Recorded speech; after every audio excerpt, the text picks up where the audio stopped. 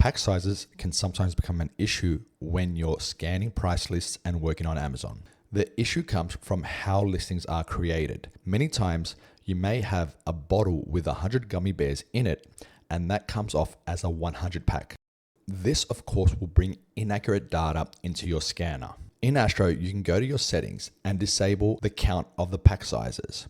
But if it's enabled, here's one thing that you should be doing as soon as you upload a list. Sort by pack. This is low to high. And now this is high to low. Now notice the first one, 30,489 pack. That is obviously incorrect. Looking at the supplier's description and the product, it's likely a 12 pack or a 1 pack. By looking at the price, we can see that it's 1 unit. So this is a 12 pack. The next one, it's a 5,000 pack, but we get it as a box of 5,000. So we again need to type in the number 1 here.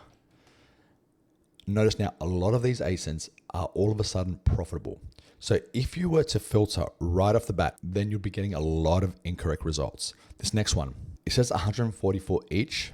Now looking at the supplier's description, we can see that the details match for the most part. 3M, Scotch tape, utility, 104A, but this one's 144 and our supplier claims to have 450. We probably need to have a comment in here and say to research more later.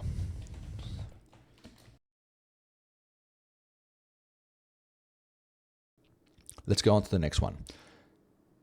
These are 3 packs, but they likely come as 3 packs. Let's check out the listing. 3. So there are 3 in here. So this here is actually a 1 pack. This should probably be one of the first things you do as soon as you scan a price list. You could be missing out on heaps of opportunities if you do not do this.